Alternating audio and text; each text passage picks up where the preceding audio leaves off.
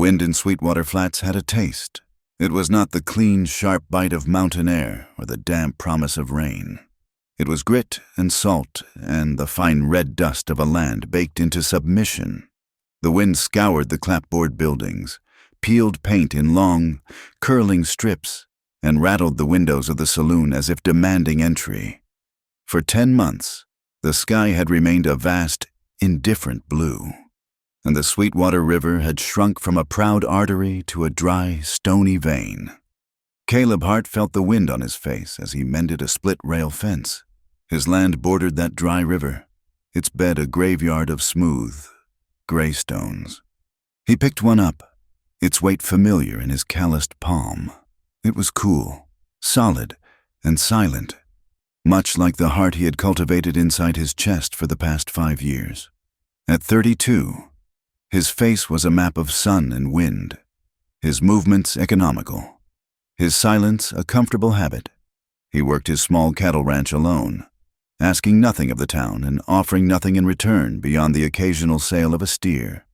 His goal was simple: to pay the note on this piece of dirt, to be beholden to no one, and to keep the world at arm's length. The past had taught him that closeness was a currency that always got paid in blood and betrayal. So he lived by the river of stones, and he understood them. He finished the fence, his hammer blows precise and final. His horse, a sturdy buckskin named Dust, watched him with patient eyes. The town was a necessary evil, a place to fetch salt, flour, and news, all of which he generally could do without.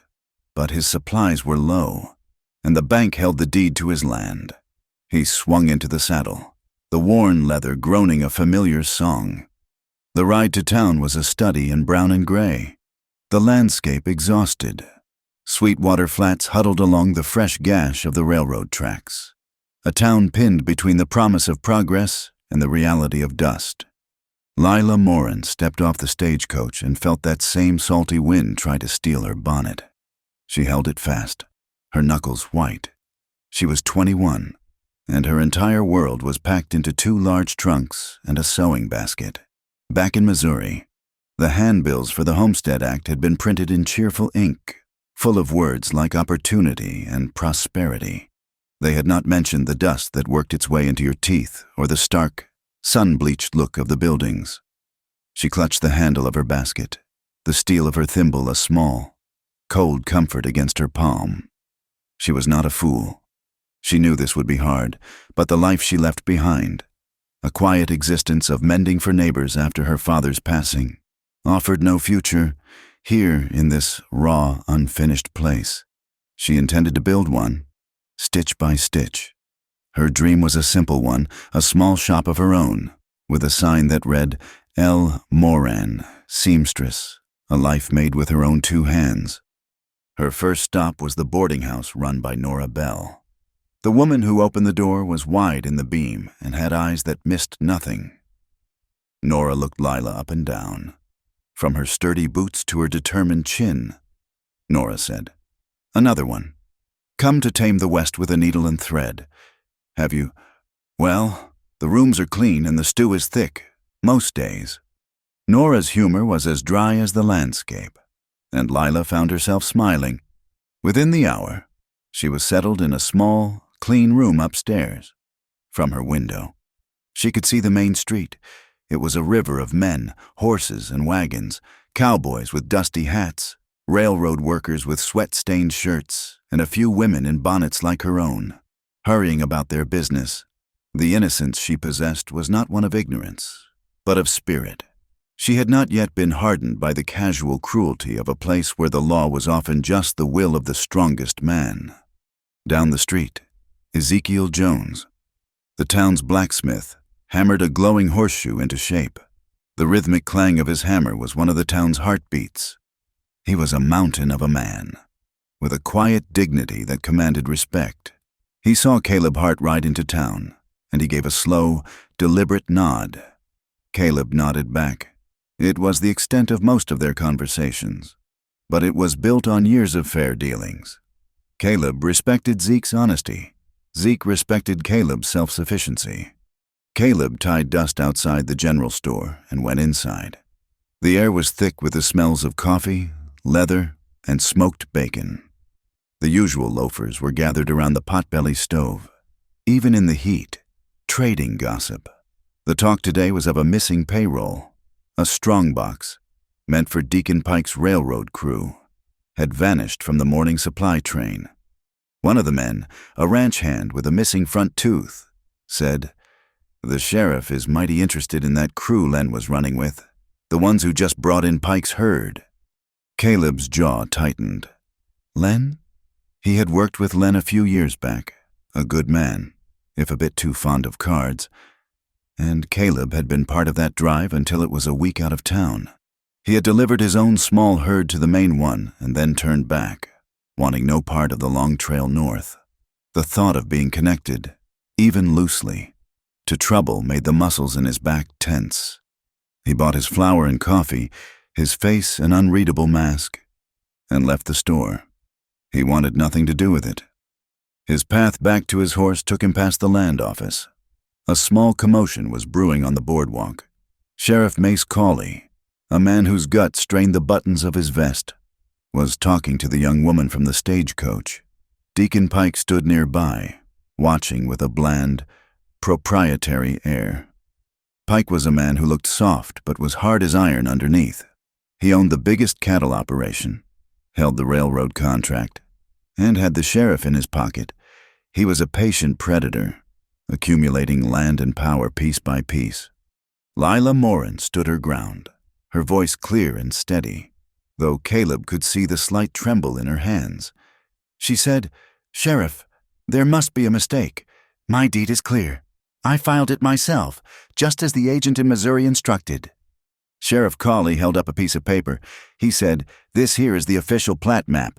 Miss, it shows your lot, number 12, was improperly filed. A clerical error. You see, it reverts to the railroad grant. Mr. Pike here is willing to be generous. He is offering you a refund of your filing fee." Lila's face was pale. She said, "A refund? But this is my home. I have the cabin, the land.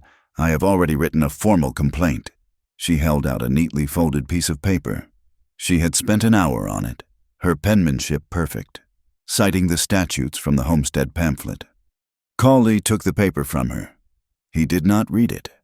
With a little smirk directed at Deacon Pike, he slowly and deliberately tore it into 4 pieces and let them flutter to the dusty boardwalk. He said, "Complaint denied. Now, you sign this relinquishment form, and we can all get on with our day." The pieces of paper, covered in her careful, hopeful script, lay at her feet like dead leaves. A knot of humiliation and fury tightened in her throat. She looked from the sheriff's smug face to Pike's empty smile and saw the trap for what it was. This was not law. This was theft wearing a tin star. Caleb had been watching. He had told himself to keep walking. This was not his fight. This woman was nothing to him.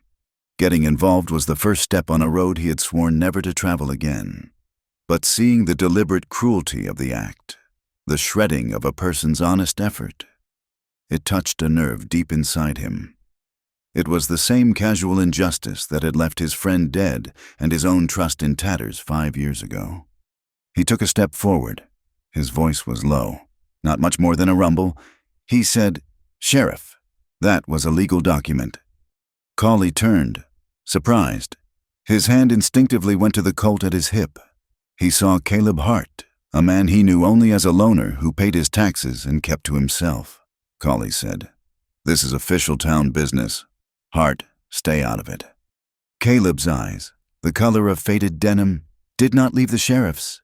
He said, "The law says she has a right to file a complaint with the circuit judge. Tearing it up does not make it go away." A small crowd had gathered. Tommy Finch, the shoeshine boy, stopped buffing a boot and watched, his eyes wide. Nora Bell stood in the doorway of her boarding house, arms crossed, her expression grim. Deacon Pike's smile tightened at the edges. He had not anticipated a complication. Lila looked at the cowboy who had spoken. He was tall and lean, his clothes dusty and worn. There was a hardness in his face, a deep-set caution in his eyes, but he had spoken for her when no one else would. A flicker of something she could not name. Gratitude mixed with surprise went through her. Cawley, flustered by the public challenge, puffed out his chest. He said, "Are you accusing me of dereliction of duty?" Hart. Caleb did not answer the question directly. He looked at the torn pieces of paper on the boardwalk. He said, "She will write another one, and I will witness it." He looked at Lila. He said, "Ma'am, my name is Caleb Hart. If you write your complaint again, I will sign as your witness. The circuit judge will be here in a month. He cannot ignore a witnessed complaint." The challenge was laid.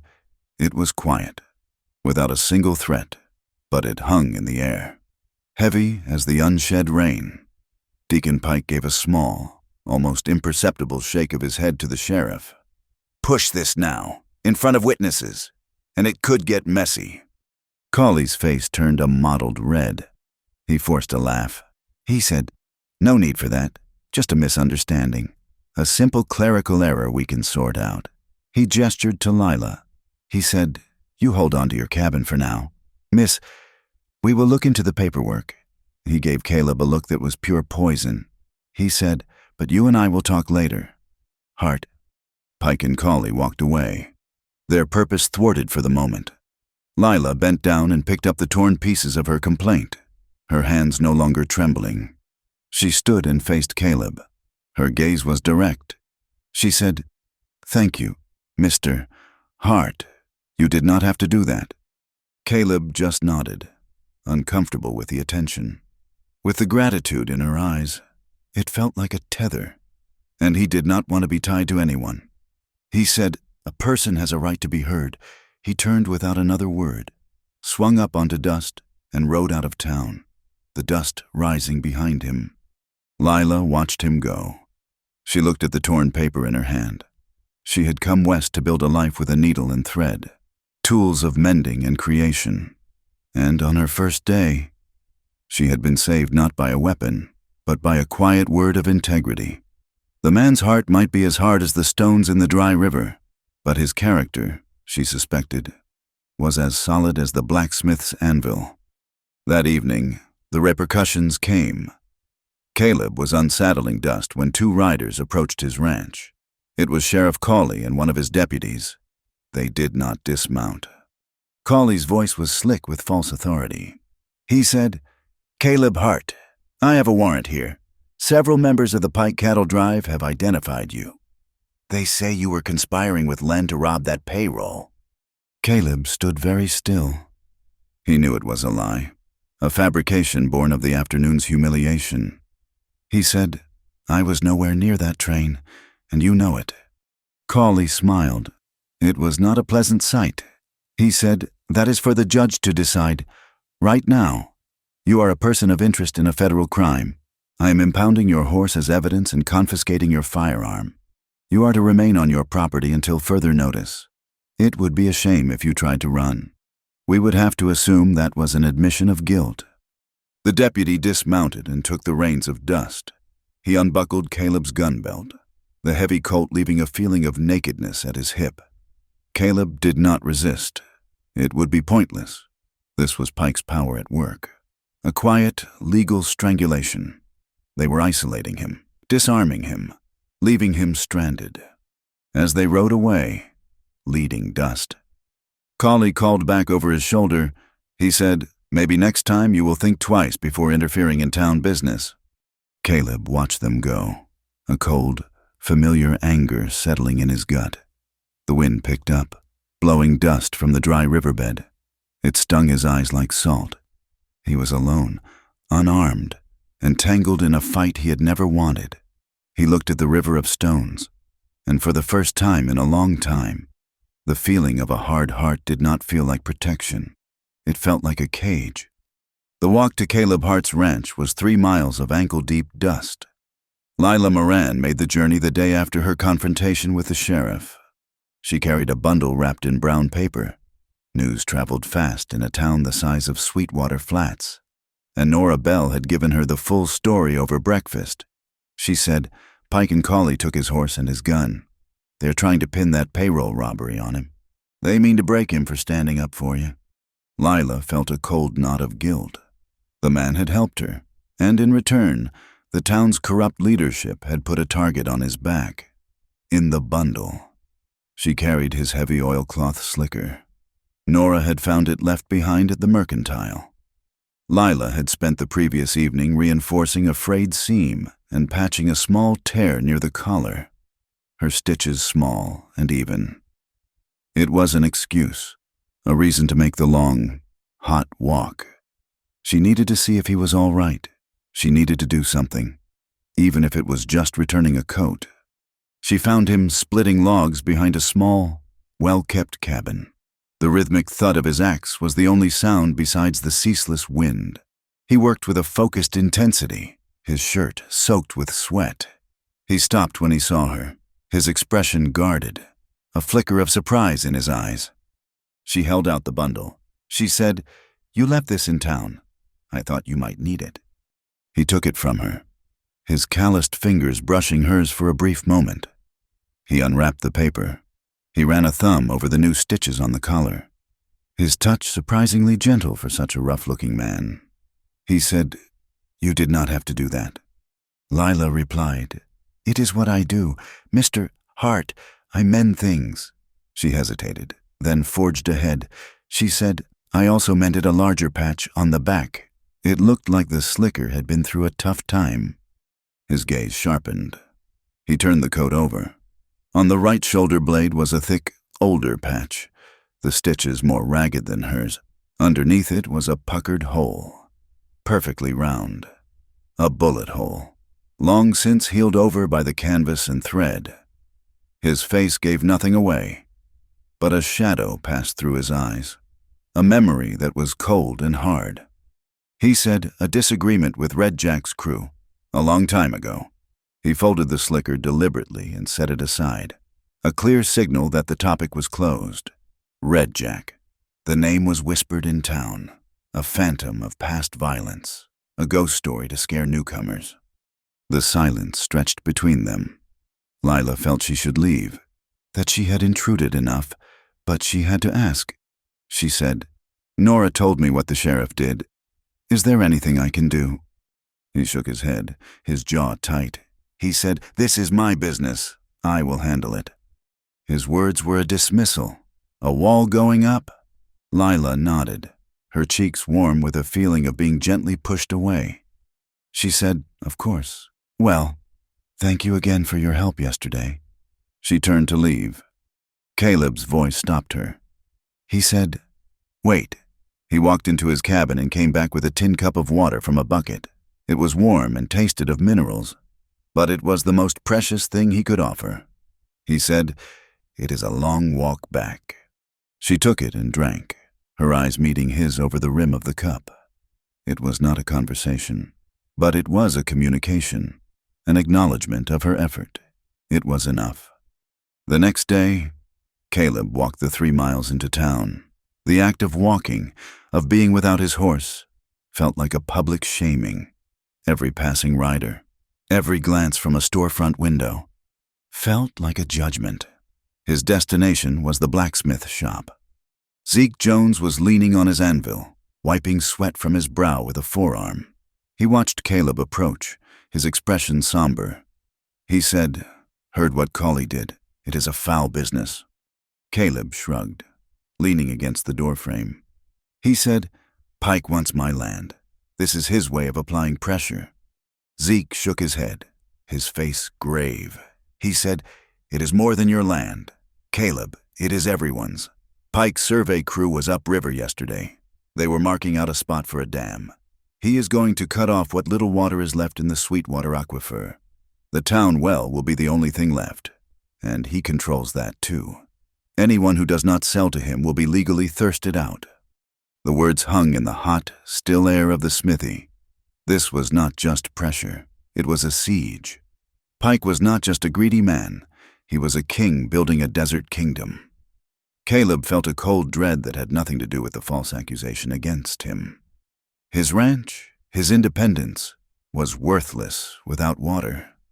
He had one option left, a desperate one.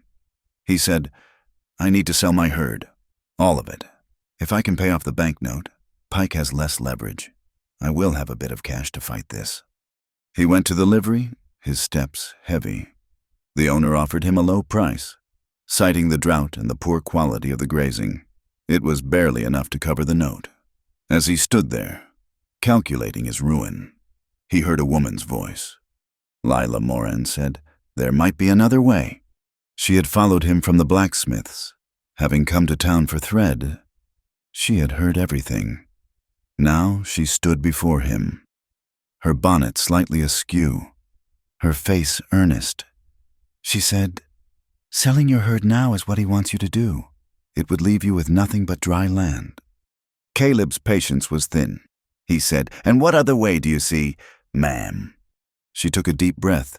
She said, "An exchange. Oh, you are a stockman. You know what ranchers need.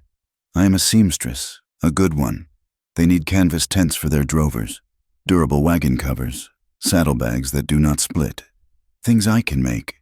But my cabin is too small to work in, and it is not a proper place of business. I need a shop, a small, sturdy one, right next to my cabin. You help me build that, and I will give you half of every dollar I make from contract sewing for the next year. It might be enough to hold on." He stared at her. The idea was absurd, tying his fate to a newcomer, a seamstress, relying on someone. It went against every instinct he had. He wanted to say no, to turn and walk away. But then he looked at her face. There was no pity in her eyes, only a fierce, practical determination. She was not offering charity. She was offering a partnership, a lifeline, and he was drowning. Lila's heart hammered in her chest. She hated this, hated asking. It felt like she was proving every gossip in town right, that a single woman could not survive here without leaning on a man. But her pride was a luxury she could not afford. Her small savings would not last forever. She needed work, and she needed a place to do it. This was a business proposal, she told herself. Nothing more. Finally, Caleb gave a slow, reluctant nod. He said, "All right, Miss Moran, we have a deal." They started the next morning. Caleb used his own lumber, saved for a new corral. He set the posts while Lila measured and marked the wood. The work was hard, the sun relentless. They worked mostly in silence. The rhythm of the hammer and saw a language of its own. He was surprised by her strength, by the way she learned to handle the tools without complaint. She was surprised by his patience, by the careful way he showed her how to drive a nail straight and true. They were building more than a shop. They were building a fragile, unspoken trust. The sky began to change in the late afternoon. The relentless blue was stained with a sickly yellow. The wind, which had been a constant companion, fell eerily silent. Then it returned with a vengeance. Not as a breeze, but as a physical blow. The dust rose from the ground in a solid wall, turning the world a suffocating red. Caleb yelled over the roar, "Sandstorm! We need to secure the barn!" The half-finished frame of Lila's shop groaned under the assault of the wind. Loose boards took flight like giant, deadly birds. They worked in a frantic, coordinated dance. Caleb used his weight to hold down a flapping piece of canvas while Lila hammered it into place. She passed him ropes to lash down the lumber pile, her small hands surprisingly nimble with the knots. The wind ripped and tore at them, stinging their eyes, filling their mouths and lungs with grit. It was the land itself trying to tear down their meager progress, to remind them how small they were. A sheet of corrugated tin, ripped from the roof of a nearby outbuilding, came spinning through the maelstrom. Lila saw it a second too late. It was a silver guillotine, aimed right for her. Caleb moved without thinking. He lunged, shoving her hard. She stumbled and fell into the dust as the metal sheet sliced through the air where she'd been standing, embedding itself in a fence post with a sickening thud. The force of his push and a glancing blow from the tin sent Caleb staggering. He fell to one knee. The wind knocked out of him. For a moment, the stone facade crumbled. He was just a man, tired and hurt. Lila scrambled back to her feet. There was no fear in her eyes, only a fierce resolve. She grabbed his arm, her grip firm, and pulled him up. The wind howled around them, trying to tear them apart. She had to shout to be heard, a small smile playing on her dust-caked lips. She said, "You are not a stone statue, Mr. Heart. Do not break." The words, so unexpected, so perfectly timed, broke through his shock. A sound he had not made in years escaped his throat. It was a short, rough bark of a laugh. It was rusty and unused, but it was real, in the heart of the storm, surrounded by chaos and destruction. A tiny crack had appeared in the stone. He looked at her, truly looked at her, and saw not a helpless newcomer, but a partner, someone who did not break. He nodded, a genuine small smile touching his own lips for the first time. He said, "Let us finish this." Together, they turned back to face the wind. The sandstorm passed as abruptly as it had arrived, leaving the world scoured and still. In the bruised light of dawn, the frame of Lila's new shop stood against the raw, red landscape. It was battered but unbroken, a skeleton of their shared labor. They had won a small victory against the indifference of the land, and in the quiet work of cleaning up the debris, a new dynamic settled between them. It was no longer an arrangement of desperation, but a partnership forged in grit and wind. But Sweetwater Flats had its own kind of weather, and the whispers started like a slow, rising wind. The sight of Caleb Hart, the town recluse, spending his days working alongside the new seamstress, was too rich a morsel for the town gossips to ignore. When Lila went to the mercantile for supplies, conversations would hush. Women who had nodded politely a week before now found something fascinating to look at across the street.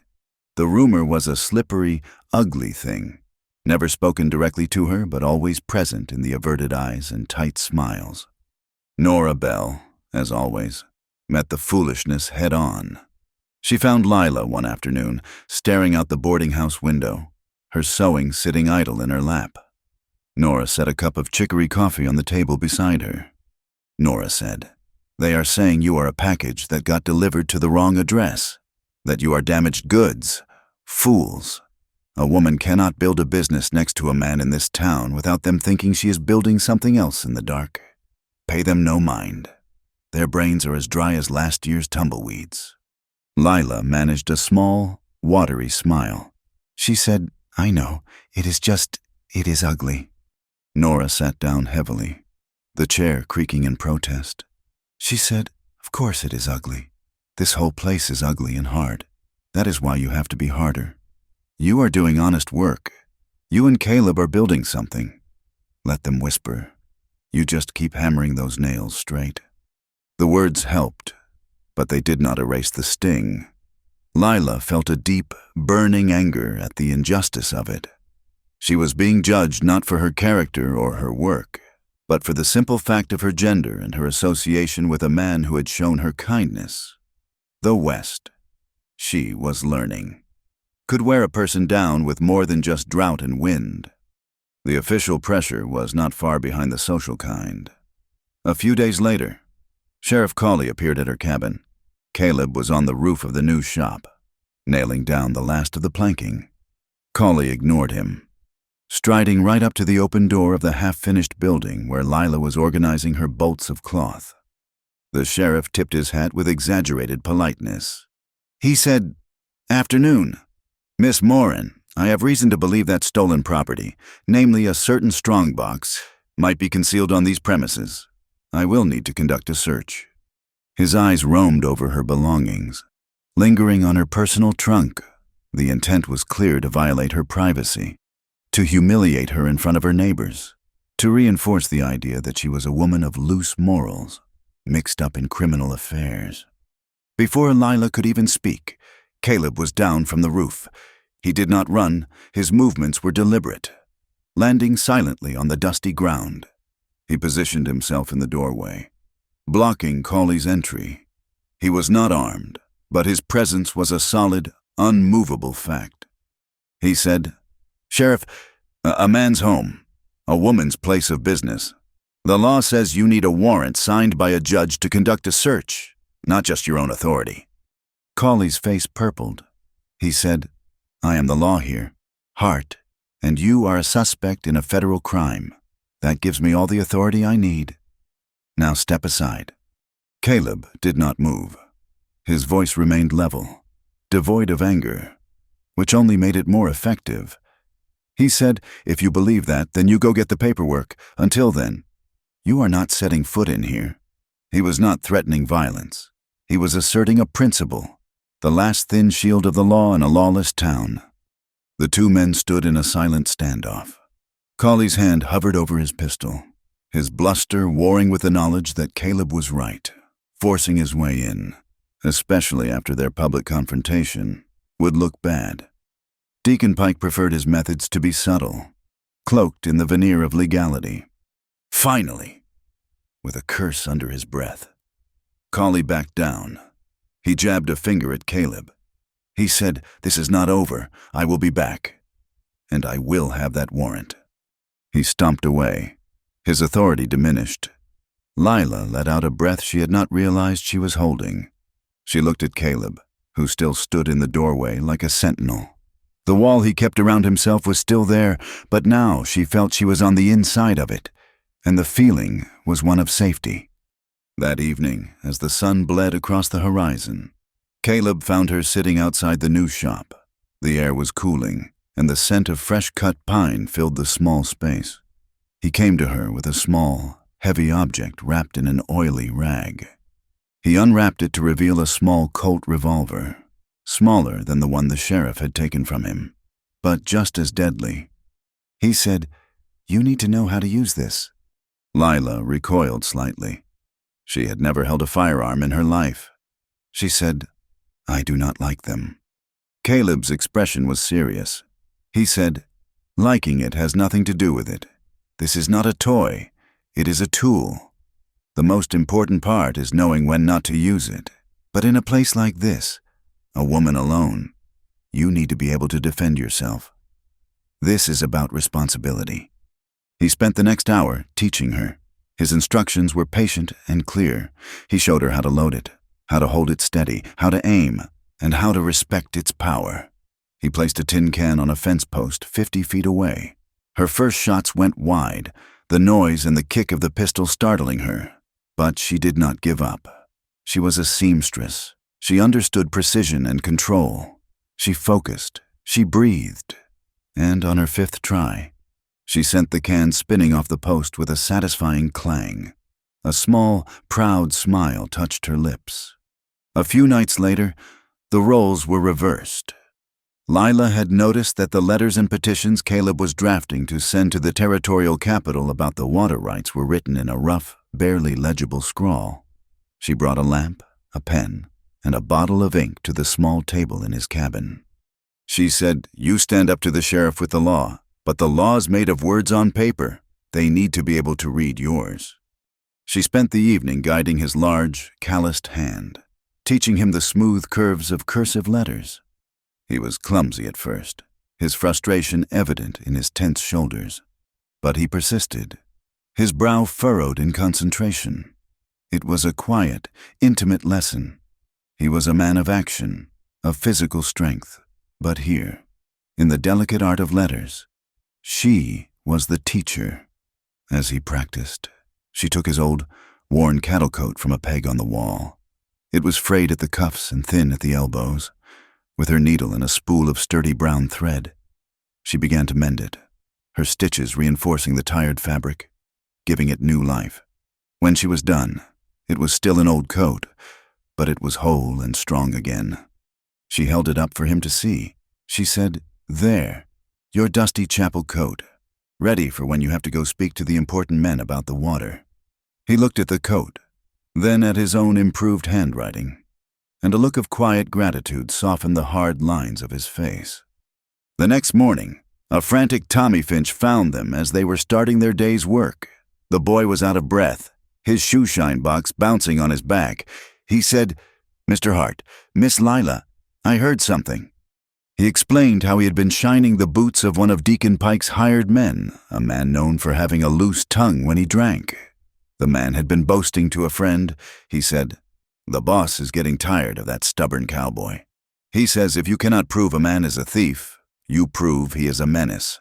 Where there is smoke, there is fire." He mentioned Zeke's warehouse.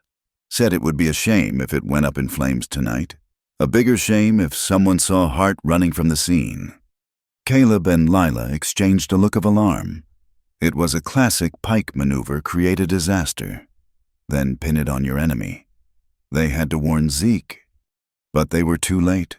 As dusk settled, a faint orange glow began to bloom against the darkening sky from the direction of the town.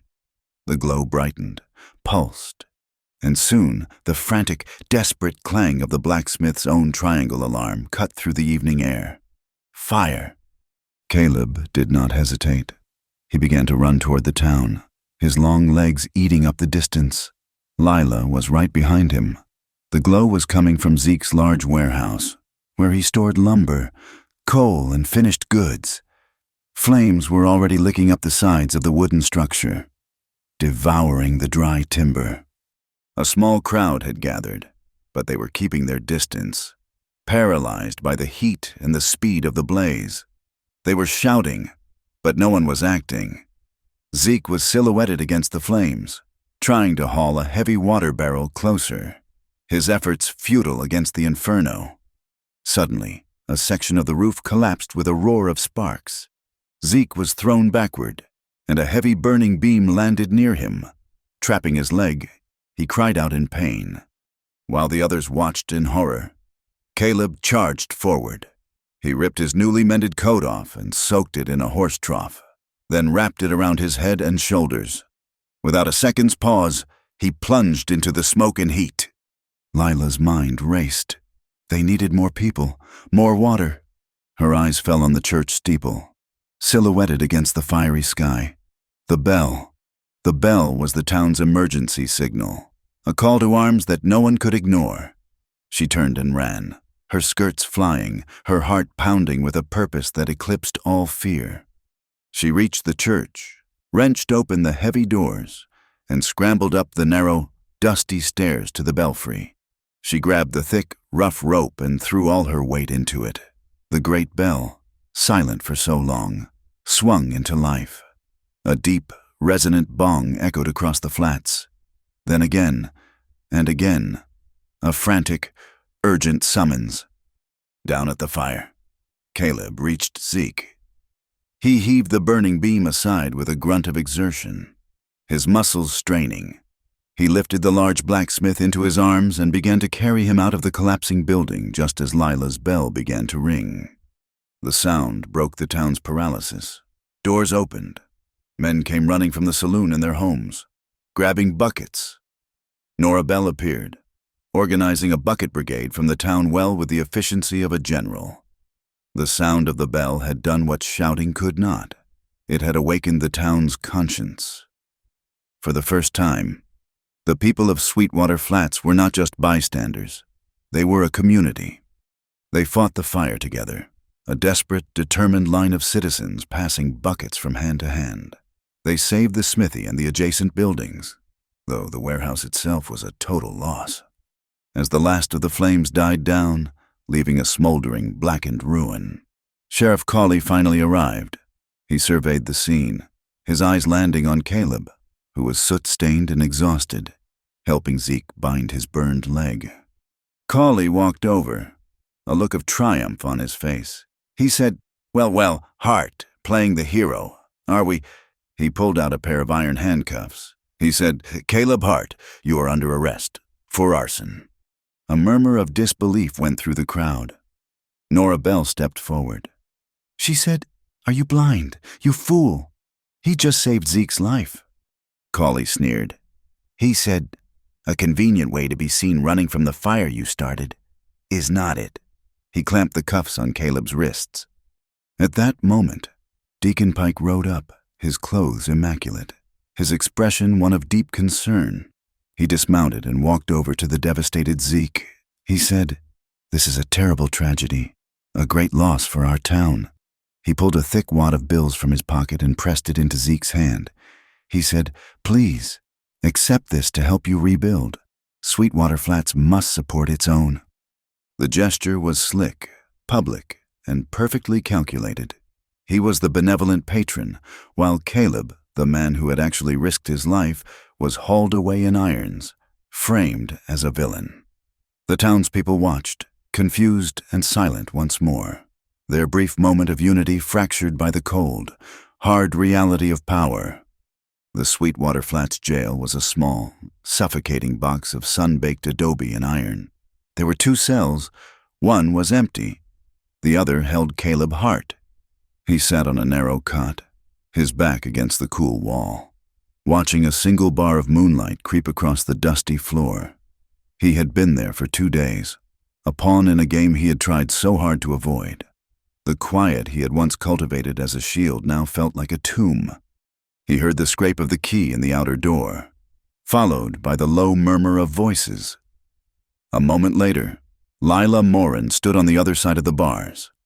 In the dim light of the deputy's lantern, her face was a pale, determined oval. She carried a small basket covered with a checkered cloth. The deputy, a young man with a perpetually nervous expression, said, "Sheriff says 10 minutes. That is all." He set his lantern on the desk and retreated outside, leaving them in the semi-darkness. Lila placed the basket on the floor and slid it under the bars. It held a loaf of Nora's bread, a piece of cheese, and a jar of cool water. He did not move to get it. She said, "Are you all right?" He gave a short, humorless laugh. He said, "I am sitting in a cage, accused of a crime I did not commit, by a man I made an enemy of by trying to help you. How do you think I am?" The words were harsher than he intended, rough with the frustration that had been chewing at him. Lila did not flinch. Her gaze was steady. She said, "I know. That is why I am here. This is my fault." He looked at her then, at the genuine distress in her eyes, and the anger in him subsided, replaced by a vast, familiar weariness. He said, "No, it is not your fault. It is mine, for getting involved." She gripped the bars, her knuckles white. She said, Why do you push everyone away? You helped me. You saved Zeke. There is a good man in there, Caleb, but you have him locked away tighter than the sheriff has you." The moonlight touched his face, illuminating the deep-set lines of exhaustion around his eyes. Her question, so direct and honest, seemed to unlock something deep inside him, a story he had not told another living soul. His voice, when he finally spoke, was low and gravelly, the sound of a stone being dragged across a dry riverbed. He said, 5 years ago, I rode with a partner, a good man named Silas. We were running a herd up north. We got hit by Red Jack's gang. It was a bad fight. During the worst of it, I got the drop on Red Jack himself, had him dead to rights, a clear shot. I could have ended it right there. He paused, his eyes fixed on a point in the darkness beyond her. He continued, but there was a woman with his crew. She saw me. She begged me not to. She swore they were done, that this was their last ride. She promised they would take the money and disappear, start a new life. She had honest eyes. I believed her. I let him live. A muscle in his jaw twitched. He said, "She lied." They circled back an hour later. They did not just want the money anymore. They wanted no witnesses. They shot Silas in the back while he was getting a drink from his canteen. I learned something that day. Miss Moran, trust is just a word for a weapon you give someone else to use against you. After I buried Silas, I made a promise to myself. I would not get close to anyone.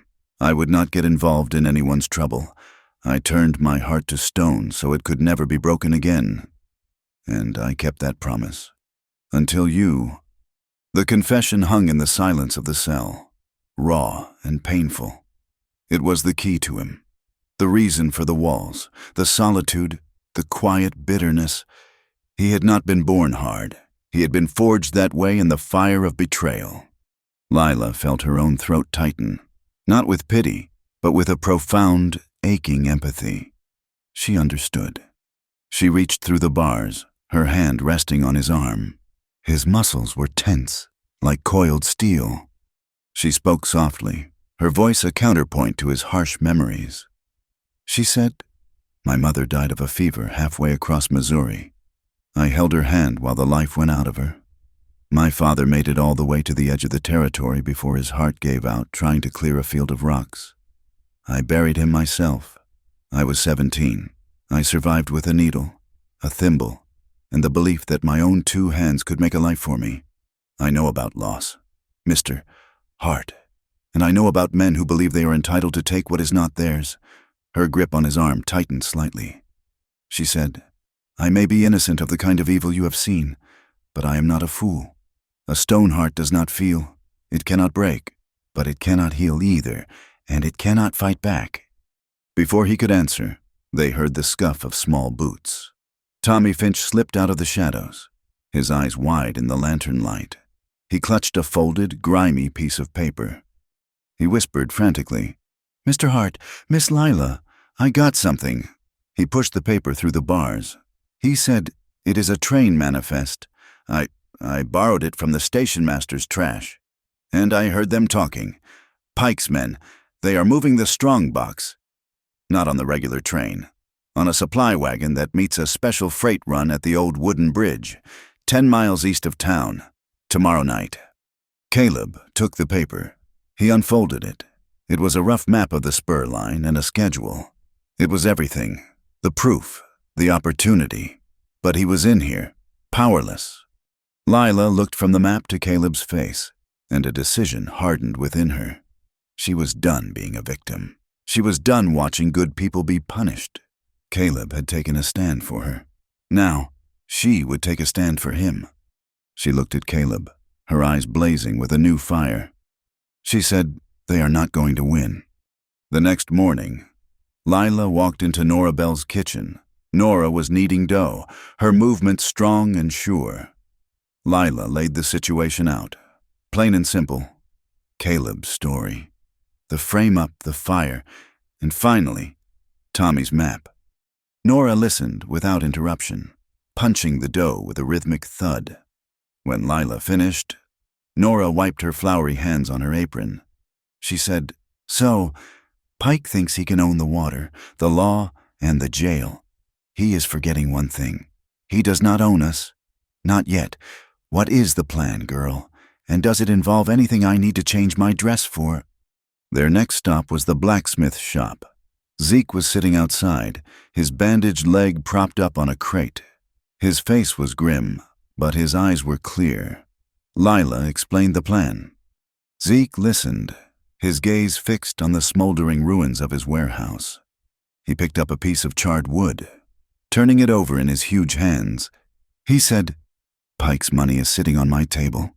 I have not touched it. It feels dirty." He looked at Lila. He said, "What you are proposing is dangerous. It is outside the law." Lila met his gaze. She said, "The law in this town belongs to Deacon Pike. We have to make our own. We demand a public trial for Caleb. We present the evidence, but first we have to get the evidence." Zeke was silent for a long moment. Then he tossed the piece of charcoal into the dust. He said, "A public trial is a right. We are not Pike's private kingdom. We are a territory of the United States. We have a right to demand the law be for everyone, not just the man with the most money." He looked at the handful of other small ranchers who had gathered, men who were being choked by Pike's control of the water. He said, "I am in..." The meeting took place that afternoon, by the town's nearly dry well.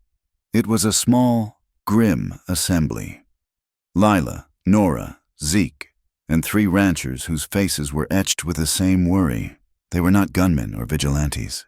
They were a blacksmith, a boarding house owner, a seamstress, and men who knew cattle and dirt. Nora, ever the pragmatist, kept them grounded. When one of the ranchers expressed doubt, she said, "Look, sitting here worrying is not going to fill this well back up. We can do nothing and lose everything slowly, or we can do something and maybe, just maybe, keep what is ours." Lila laid out the plan. It was simple, audacious, and hinged on surprise. They would not be a lynch mob, They would be citizens, intercepting stolen property. They would stop the wagon, secure the strongbox, and apprehend the men guarding it. Their weapon was not firepower. It was the truth. They would ride out tomorrow, just before dusk. Zeke, despite his leg, insisted on coming. Nora would stay in town, ready to spread the word the moment they returned. The ranchers, men who knew every gully and ridge between the town and the bridge, would be their guides. It was a desperate gamble, an alliance of necessity, a seamstress, a blacksmith, and a few stubborn ranchers against the most powerful man in the county. It was a fool's errand, and it was their only hope. The key to Caleb's cell was turned by a deputy whose hands trembled. Lila had not used threats. She had used the law, a tool she was beginning to understand. With Nora Bell at her side, she had explained to the young man that holding a citizen for 3 days without a formal, written charge being filed was a violation of territorial statute. With the mood in town turning sour after the fire, he would be the one left to answer to the circuit judge, not Sheriff Cawley or Deacon Pike.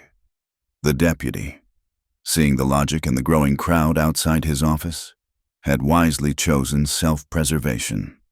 Caleb stepped out of the jail and into the bruised twilight, a free man.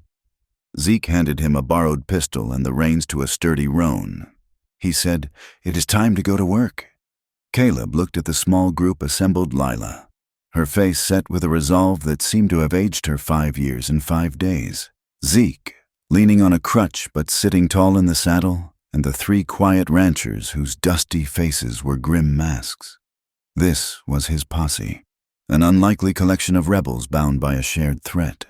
He swung into the saddle, the familiar feel of leather and horse a balm to his soul. He was no longer a stone.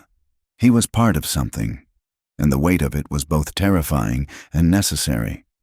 They rode east, away from the dying light of the sun, and toward a sky piled high with dark, brooding clouds. The air was thick and heavy, charged with an energy that made the hair on their arms stand up. In the distance, silent. Jagged forks of lightning tore the clouds apart, illuminating their vast, angry bellies. There was no thunder yet, just a tense, waiting silence. The coming storm was a mirror of their own purpose. A violent reckoning was on its way. The old wooden bridge spanned the dry, Sweetwater riverbed about 100 feet across. It was a skeletal structure, its timbers groaning with every gust of wind. As they topped the last rise, they saw it a single, heavy wagon, its canvas cover lashed down tight, just reaching the near side of the bridge. 4 riders flanked it, even in the gloom. Caleb recognized the confident, cruel way the leader sat his horse. Red Jack, the ghost from his past, now a hired hand for his present troubles. They did not charge blindly. The ranchers, knowing the land, led them down a shallow ravine that brought them out behind a jumble of rocks 50 yards from the bridge entrance. They dismounted, the soft thud of their boots on the sandy soil swallowed by the rising wind. Caleb laid out the plan in a low voice. He said, "We need the wagon and the men, but we do not need a graveyard. We box them in. 2 of you circle around to the far side of the bridge. When I fire, you block their path. We will come from this side. They will have nowhere to run." As the ranchers slipped away into the darkness, Lila touched Caleb's arm. Her eyes were on the wagon.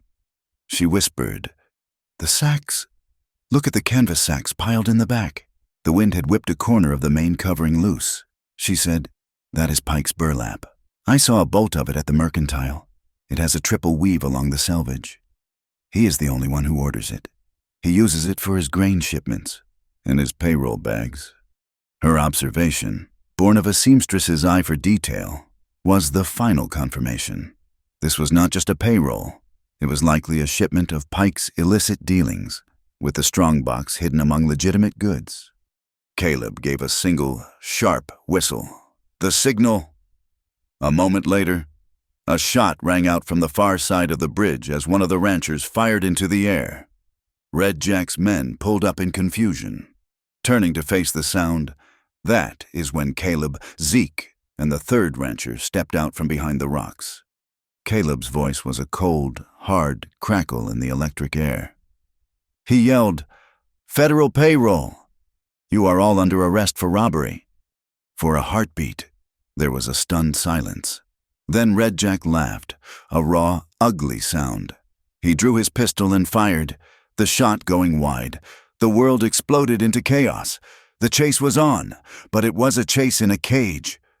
Red Jack's men, seeing their escape route blocked, spurred their horses in a panic. The wagon driver whipped his team, trying to force his way across the bridge. Caleb had a clear shot.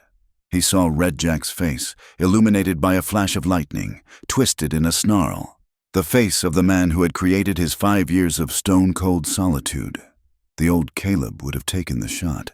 The need for vengeance was a hot, metallic taste in his mouth.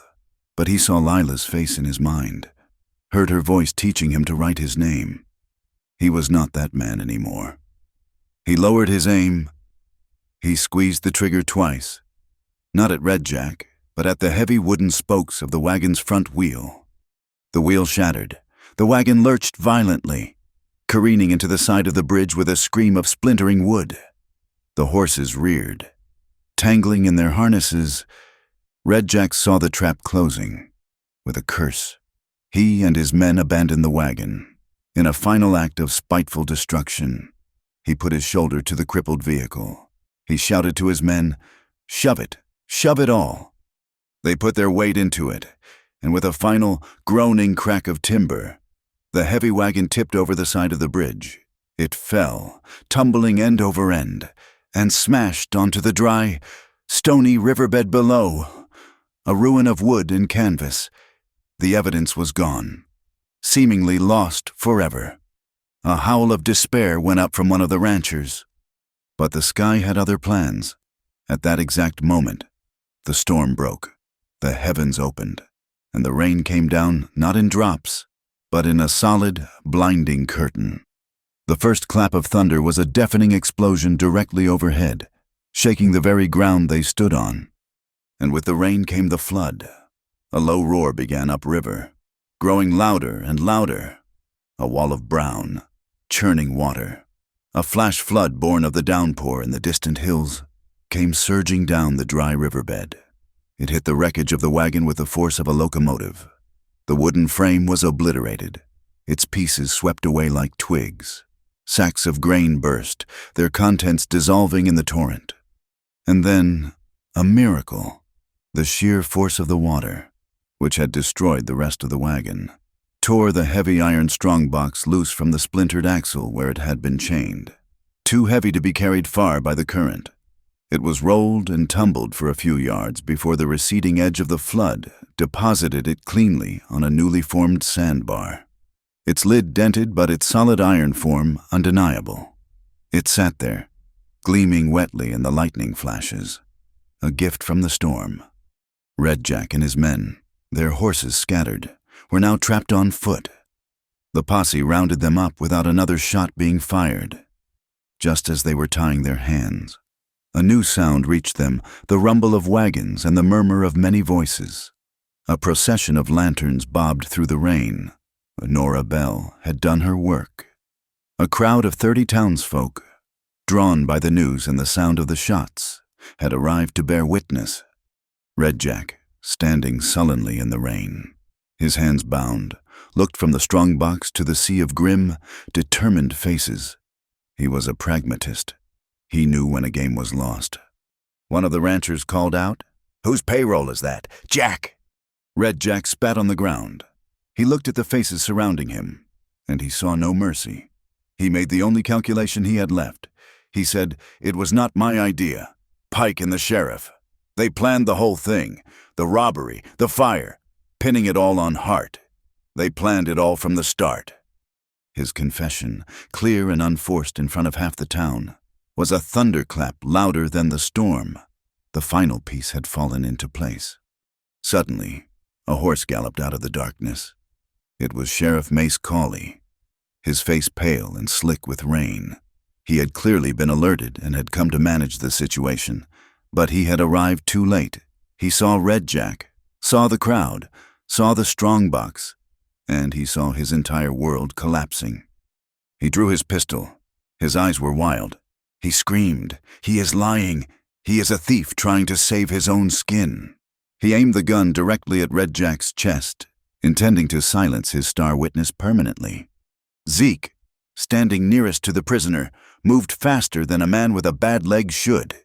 He threw himself in front of Red Jack, taking the bullet meant for the outlaw. Zeke cried out and staggered back, clutching his shoulder, a dark stain spreading across his wet shirt. That was the moment the town of Sweetwater Flats was reborn. The sight of their honest blacksmith, a man of peace, shot down for defending a captured criminal, broke the spell of fear Pike and Cawley had woven. It was one thing to be bullied and cheated. It was another to witness cold-blooded murder in the service of a lie. A sound rippled through the crowd. It was not a shout, but a low, metallic murmur. It was the sound of hammers being cocked on a dozen pistols and rifles. The ranchers, the store owners, the ordinary men who had stood by for too long, now stood together. They raised their weapons, their faces hard and unforgiving in the lantern light. They did not aim to kill, they aimed to stop. One of the ranchers said, in a voice as steady as rock, "Drop it, Sheriff!" Cawley looked at the wall of guns pointed at him. His authority was gone, evaporated in a puff of gun smoke. There was no one in the crowd who would back his play. He was alone, panicked. He spun his horse around and spurred it viciously, galloping wildly back into the rainy darkness, a fugitive from the very people he was supposed to protect. In the confusion, no one noticed the other shadow that had been watching from a distant ridge melt away into the night. Deacon Pike had seen enough. He was gone, too. The ride back to Sweetwater Flats was a slow, surreal procession.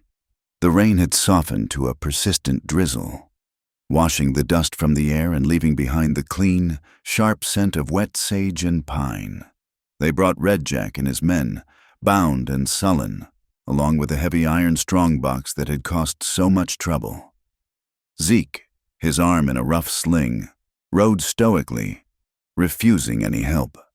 The townsfolk who had come out to the bridge formed a silent, protective escort, their lanterns bobbing in the dark like a constellation of fireflies.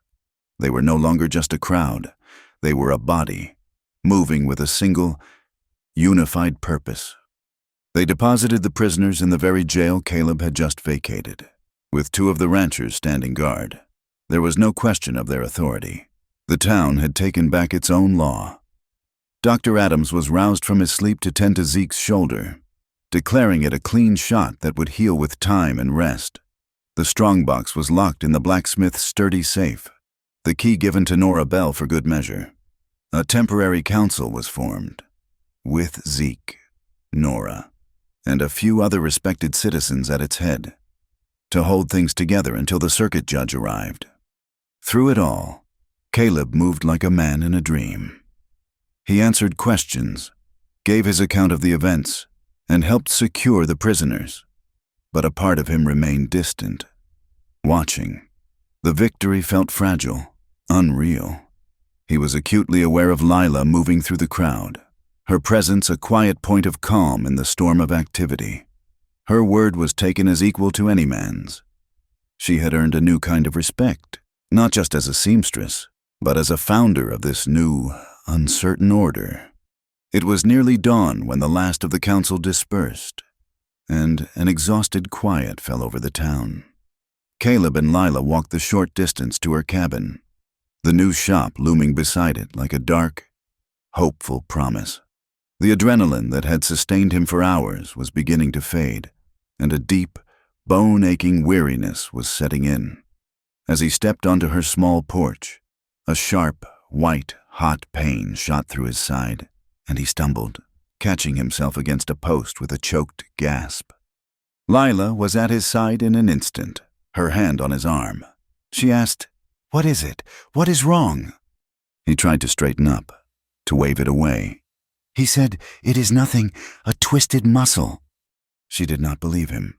Her eyes, even in the dim pre-dawn light, were sharp and missed nothing. She said, "Let me see." She gently but firmly pushed his hand aside and lifted the edge of his wet, torn shirt. A long, ragged gash ran along his ribs, caked with mud and blood.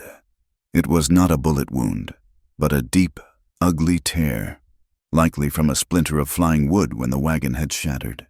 In the heat of the fight, he had not even felt it. She said, "You are a fool, a stubborn, stone-headed fool." Her voice was sharp with worry. Not anger. She said, "Get inside, now!" She led him not into her small cabin, but into the attached washroom at the back of her new, unfinished shop. It was a simple space, with a copper basin, a water pump, and a small wood stove for heating water. It smelled of pine shavings and clean canvas. She lit a single oil lamp, and its warm, golden light pushed back the shadows, creating an intimate circle of light in the vast darkness. Outside, the wind, which had quieted after the storm, began to pick up again, a low, mournful sigh around the corners of the new building. Lila worked with a quiet, focused efficiency. She pumped fresh water into the basin and set a pot on the stove to warm. She found clean cloths in her sewing supplies. She moved with a purpose that left no room for his protests. She said, "Take off your shirt." He hesitated for a moment, then did as she said. The simple movement sending fresh waves of pain through his side. His chest and arms were lean and hard, crisscrossed with the pale, faded lines of old scars. But there was one, just over his heart. That was different.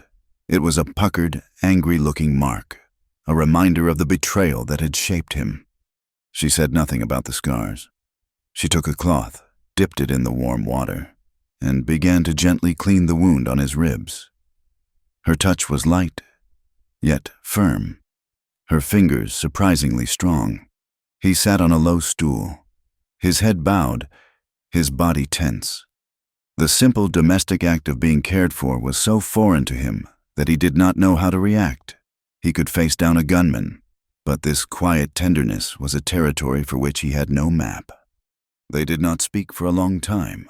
The only sounds were the whisper of the cloth against his skin, the gentle hiss of the lamp, and the rising moan of the wind outside. He watched her hands as she worked. They were not the soft, delicate hands of a lady. They were capable, the fingertips slightly calloused, with the occasional faint prick of a needle. These were hands that created, that mended, that had rung a church bell to save a town. When she had cleaned the wound as best she could, she looked up at him. The lamplight softened the determined lines of her face, but her eyes were clear and direct. They had shared a fight for survival, for justice. They had stood together against violence and corruption. And now, in this small, quiet room, the rest of the world fell away. There were no more secrets, no more walls left between them. The ordeal had stripped them both down to their essential selves. Lila stood up and slowly began to unbutton the cuffs of her own damp, mud-stained dress. She was not acting coy or seductive. Her movements were deliberate, thoughtful, and entirely her own. She was not a girl anymore, not the innocent from Missouri who had stepped off the stagecoach. She was a woman who had faced down a storm, a corrupt sheriff, and her own fears, and had emerged stronger. She was in control. She slipped the dress from her shoulders, letting it fall to the floor. Underneath, she wore a simple cotton chemise. She untied the ribbons and let it follow the dress, leaving her standing in the warm lamplight. Her skin was darkened by the sun on her arms and neck, a testament to the hard work of building her shop. She made no move to cover herself. This was not an act of surrender, but an act of profound, startling honesty. She was showing him all that she was, with no artifice or fear. Caleb watched her, his breath caught in his throat. He had seen women before, but he had never witnessed anything like this. This was not a transaction or a temptation. It was a revelation. He saw the strength in her posture, the courage in her vulnerability. She stepped closer to him, close enough that he could feel the warmth of her skin. She did not touch the new wound on his side. Instead, she slowly raised her hand, her fingers tracing the old, puckered scar over his heart. Her touch was as light as a moth's wing, yet it sent a tremor through his entire body. Her voice, when she spoke, was barely a whisper, yet it filled the small room, a quiet counterpoint to the howling wind. It trembled with an emotion so deep it was almost painful, but it was underpinned by an unshakable certainty. She looked directly into his eyes, and he saw his own reflection there. She said, "The cowboy's heart was stone." She let the words hang in the air between them, a truth they both acknowledged. Then she leaned in closer, her own heart now just inches from his, and finished her thought. She said, "Melt in my arms." For Caleb, the world stopped, the past and the future, the pain of betrayal and the fear of hope. It all coalesced into this single, terrifying, beautiful moment. A part of him, the old, wounded part, wanted to recoil, to push her away, to retreat back into the safety of his stony solitude. He was afraid, not of her, but of himself. Afraid of the damage a man like him, a man steeped in violence and loss, could do to a soul as strong and true as hers. He reached out, his hand hovering in the air near her arm, not quite touching. His voice was rough, choked with an emotion he could not name. He asked, "Are you sure?" It was not a question of desire. It was a question of consequence, a plea for her to understand the weight of what she was offering. Lila answered not with words, but with a slow, deliberate nod. A small, sad, beautiful smile touched her lips. Her eyes never left his. In her gaze, there was no doubt, only a clear and unwavering consent, an invitation, a choice. That was all he needed. He closed the small space between them, and his arms went around her, pulling her into an embrace. It was not an act of passion, but of homecoming. Her skin was warm against his, and he held her as if she were the most fragile and the strongest thing in the world. He buried his face in her hair, breathing in the scent of rain and soap and lilac. He felt the rigid, stony walls he had built around his heart for 5 long years begin to tremble, to crack, to dissolve into dust. Outside, the oil lamp on the table flickered once, twice, in a sudden gust of wind. Then, as the wind died down to a gentle sigh, the flame steadied, burning brightly and warmly in the quiet dark.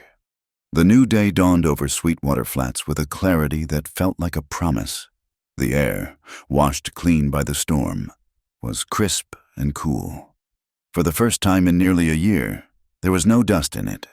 The town awoke slowly, not to the familiar, weary rhythm of survival, but to the nervous, hopeful energy of a place that had just discovered its own spine. In the small washroom behind Lila's shop, the oil lamp had long since burned out, replaced by the soft gray light of morning filtering through the unglazed window. Caleb had not returned to his ranch. He and Lila had sat through the night, talking in low voices, piecing together the broken parts of their pasts not with sorrow, but with the quiet understanding of fellow survivors. When he finally slept, it was on a bedroll on the floor of her new shop. The scent of fresh pine a strange and welcome comfort. The stone in his chest had not just melted. It had been remade into something warmer, something that could feel the tentative beat of a new beginning. Justice, however, did not wait for rest. The news of the showdown at the bridge, carried by telegraph from the next station down the line, brought the circuit judge a week earlier than scheduled.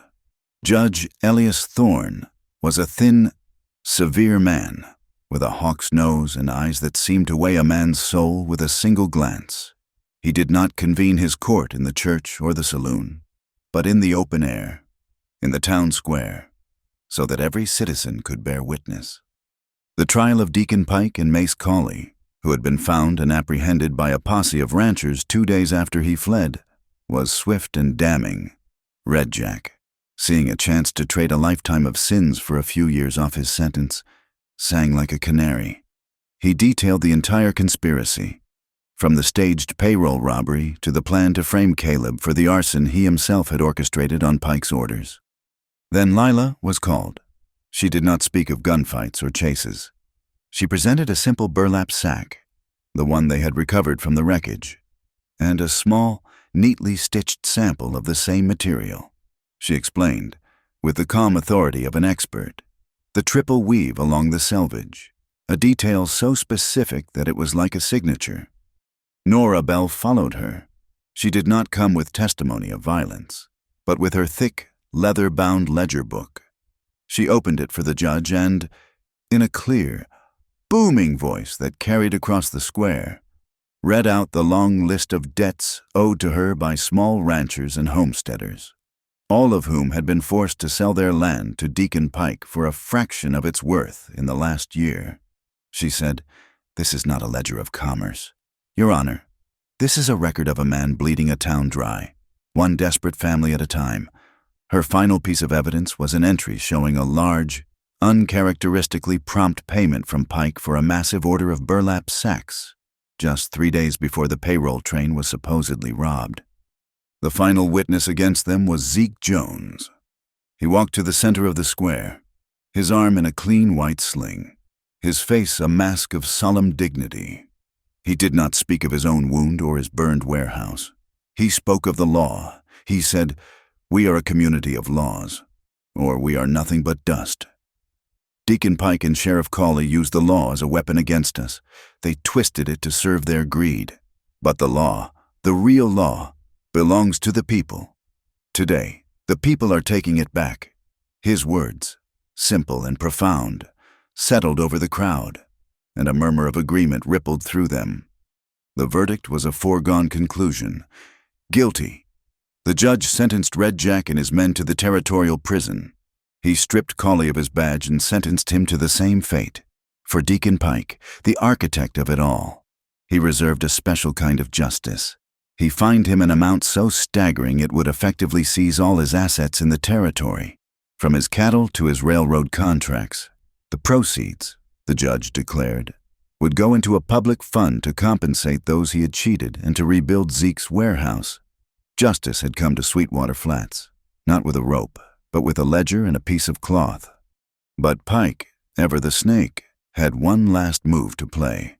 As the town celebrated that evening, a quiet, cautious joy filling the saloon. Tommy Finch came skidding into the room, his face pale with alarm.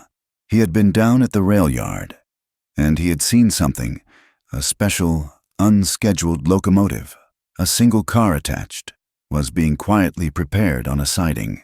And he had heard the station master, a man known to be in Pike's pocket, talking about a midnight run. A passenger was leaving the territory, and he was taking a very heavy satchel with him. A cold dread settled over Caleb. He knew, with a certainty that went bone deep, that Pike was not going to wait to be escorted to prison. He was running, and that satchel would not contain money.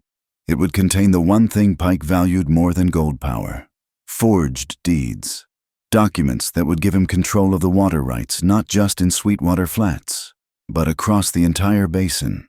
Even in defeat, he was trying to poison the well for generations to come.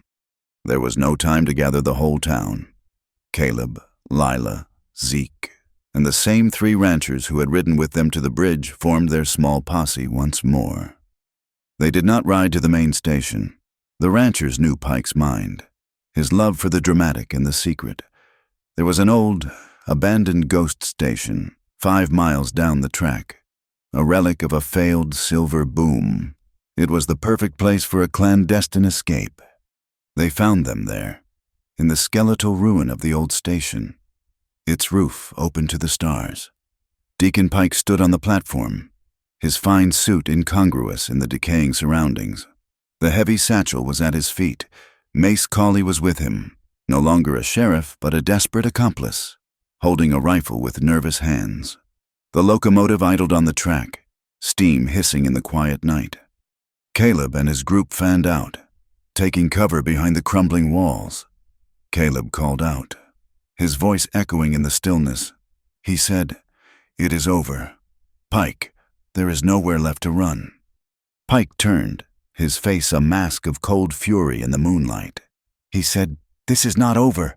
I built this town. I can unbuild it." Cawley, his nerve finally breaking, looked from Pike to the shadows where the posse was hiding. He saw no escape, only the end of the line. He turned to Pike, his voice cracking. He said, "You promised me. You promised we would be safe." Pike sneered at him, his contempt absolute. He said, "You were a tool, mace, a dull but useful one. And now you are broken. You are on your own." That was the final betrayal. Colley's face contorted in a mask of pure, desperate rage. He had sold his soul for this man, and he was being discarded like trash. He swung the rifle around, away from the posse, and pointed it directly at Deacon Pike's chest. He screamed, "If I am going down, I am taking you with me." Pike's arrogance crumbled into fear. He stared down the barrel of the gun held by the man he had owned for years. In that moment, Caleb stepped out from behind the wall, his own pistol raised. He had a clear shot at both of them. The old Caleb, the man with the stone heart, would have ended it. He would have put them both in the ground and called it justice. It would have been easy. It would have been satisfying. But he looked over and saw Lila, her face pale but resolute. Watching him, he saw Zeke, a man who had taken a bullet for the principle of law. He saw the faces of the ranchers who had chosen to stand together rather than stand alone. This was not his private vengeance to claim. This justice belonged to all of them. He lowered his pistol. He did not fire. He said, in a voice that was calm and certain, "No, you will both face the judge. You will face the town you tried to break." Before Colley or Pike could react, a familiar, powerful sound rolled across the night. Bong, bong, bong. Tommy Finch, left behind in town, had seen them ride out and had known what he had to do. He was ringing the church bell. It was not a fire alarm this time. It was a summons. And the town answered. Within minutes, they began to arrive. On horseback, in wagons, on foot. They came with lanterns and rifles, their faces grim and determined. They did not shout. They did not threaten. They simply formed a silent, solid circle around the ghost station. Their presence an undeniable wall of communal will. Pike and Colley were trapped, not by a handful of men, but by the unified spirit of the people they had underestimated. They surrendered without another word. Later that night, the entire town gathered in the square, the energy of the victory still thrumming in the air. By the light of a dozen lanterns, Lila Moran sat at a makeshift desk with a pen and a bottle of ink. She drafted a new document. It was not a legal deed full of complicated language. It was a simple, one-page pledge, a community water compact, declaring that the waters of the Sweetwater Basin were a public trust, to be shared equally by all, for all time. She signed her name first, then Zeke, then Nora, one by one. The people of the town came forward to add their names to the document, when one of the older ranchers, a man named Silas, whose hands were gnarled with arthritis, admitted he could not write his own name. He looked to Caleb. Caleb took the pen. He looked down at the paper, at the neat, clear letters Lila had taught him to form. His hand, which had known the weight of a pistol and the heft of an axe, now moved with a new and different purpose. He carefully wrote the man's name, his own cursive now steady and sure, and then he did it again for another, and another. He, the loner, had become the hand of his community, his hard-won literacy a tool to build their future. Nora Bell, collecting the fines levied by the judge from Pike's confiscated assets, counted out a stack of bills into the public fund chest. She looked at the growing list of signatures on the water compact and shook her head, a wry smile on her face. She said aloud to no one in particular, "Well, I will be. It seems there is a price for everything in this life. You pay for your water and your land, and sometimes, if you are lucky, you get to collect, with interest, for all the dust and wind." The seasons turned in Sweetwater Flats, but it was more than just the weather that changed. The long drought broke, and the rains of late summer came, gentle and soaking, turning the red dust to a rich, dark mud. The Sweetwater River, for the first time in over a year, began to flow. A thin but determined trickle at first, then a steady, life-giving stream. It was as if the land itself was breathing a sigh of relief, mirroring the spirit of its people. The fear that had held the town in its grip for so long had been washed away, leaving behind the hard, fertile ground of hope. Lila Moran's shop was the first new thing to be truly finished in the reborn town. Above the door, a simple, hand-painted sign swung gently in the breeze. It read, in neat blue letters, "The Blue Thread." The name was her own quiet tribute to the thread of hope and connection she had followed into this hard land. Inside, the shop was a haven of order and industry. Bolts of calico, denim and flannel were stacked neatly on shelves. Spools of thread in every color imaginable stood in tidy rows. The centerpiece of the room was a brand new, foot-powered sewing machine, its polished black iron and gleaming steel a symbol of the future she was building. Stitch by stitch, the townswomen, who had once eyed her with suspicion, now came to her not just for mending, but for new dresses, for advice, for a cup of coffee and a moment of quiet conversation. Her shop was becoming more than a business. It was becoming a part of the town's heart. Behind the shop, where the battle against the sandstorm had been fought, a new well had been dug. It was not a private well, but a community one, funded by the first withdrawals from the public fund Pike's defeat had created. It was deep and true, hitting a vein of water so sweet and cold it was a constant marvel. Zeke Jones, his arm now healed, had forged a beautiful, sturdy iron fence to go around it, not to keep people out, but to keep the children safe as they played. The sound of their laughter, which had been so scarce during the hard times, was now a constant. Joyful music in the air. Caleb Hart did not abandon his ranch by the river of stones, but he was no longer a recluse there. He spent his days rebuilding, not just his fences, but his life. With the help of the ranchers he had fought alongside, he built a new, larger barn, its frame strong and its roof tight against the coming winter. When the last peg was driven into the highest rafter, he took down the old, worn cattle coat that Lila had mended for him. It had seen him through fire and flood, through loneliness and redemption. He folded it carefully and hung it from the main beam of the new barn. A quiet flag of survival, a testament to the fact that even the most broken things could be made whole again. He still visited the dry parts of the riverbed, but he no longer saw the stones as symbols of a hard heart.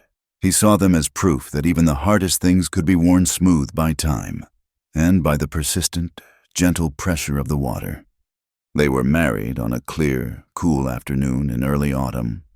There was no church, no preacher in a black coat. Their cathedral was the vast, endless Wyoming sky, and their witnesses were the small group of people who had become their family. Zeke Jones stood beside Caleb, his broad, honest face beaming. Nora Bell, wearing a surprisingly fetching new bonnet of her own creation, stood with Lila, occasionally dabbing at her eyes with a lace handkerchief she claimed was just for the dust. Tommy Finch, his shoes shined to a mirror finish, served as the ring bearer. Their wedding bands were not made of gold or silver. The night before, Lila had taken 2 single threads, one a deep blue like the evening sky, the other a rich brown like the earth of Caleb's ranch. She had braided them together, tightly and carefully, into 2 small, simple loops. Now, as they stood before their friends, Caleb slipped the braided ring onto Lila's finger, and she slipped its twin onto his. It was a promise made not of precious metal, but of the very fabric of their lives, her craft and his land, their 2 separate threads now woven inextricably into one. They did not seal their vows with a grand pronouncement, but with a quiet look of such profound love and understanding that it needed no words.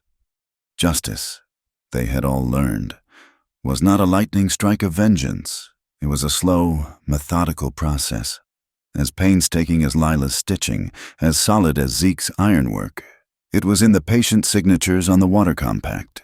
It was in the quiet authority of Judge Thorne's courtroom, a place where truth, for once, had weighed more than money. It was in the simple, powerful act of a community deciding to stand together, to become a wall of shared conviction that no single man, no matter how powerful, could break. And love, Caleb and Lila were discovering, was not a magical cure for the wounds of the past. The scars remained. He would still wake sometimes in the deep of night from a dream of Silas, the memory of his friend's death a cold weight in his chest. She would still feel a pang of loneliness for the parents she had lost on the long journey west. Love did not erase the past, but it did something far more important. It created a safe harbor in the present, a place where the ghosts could be acknowledged without being feared.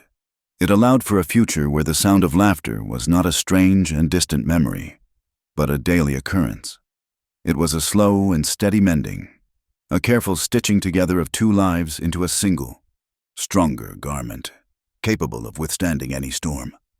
The sun was setting, painting the western clouds in fiery strokes of orange and purple. The day's light was fading from Sweetwater Flats, and the lamps were beginning to glow in the windows. In the small, sturdy cabin next to the Blue Thread, Caleb Hart was grinding coffee beans, the rich, comforting aroma filling the warm room. He had sold his ranch to one of the young families who had come west with the new promise of the town, but he had kept a few acres, enough for a garden and a horse. He was no longer a man defined by his solitude. Lila moved from the window, where she had been watching the last of the light fade, and drew the curtains, shutting out the growing darkness. The world outside was quiet, at peace. She sat down at her sewing machine, not for work, but for the simple pleasure of it. She slid a piece of blue calico under the needle and began to pump the treadle. The machine whirred to life, its needle rising and falling in a steady, rhythmic dance. The sound filled the small cabin, a soft, clicking heartbeat in the quiet of the evening. It was the sound of creation, of purpose, of a home being made. Caleb brought her a steaming mug of coffee and set it down beside her, his hand resting on her shoulder for a long, comfortable moment. Outside, in the last vestiges of twilight, Tommy Finch hung a small, new sign on the fence of the community well. He used a single, perfectly centered nail. The letters were not fancy, but they were clear and true, painted in the same blue as the sign on Lila's shop. The sign read, "Water belongs to the living." Thank you for listening to this story. Please comment where you are listening from in the world so we can all connect and share our thoughts. And remember to subscribe to my channel Wild West Night. Like the video. And support us further by pressing the hype button so this story can be heard by more people.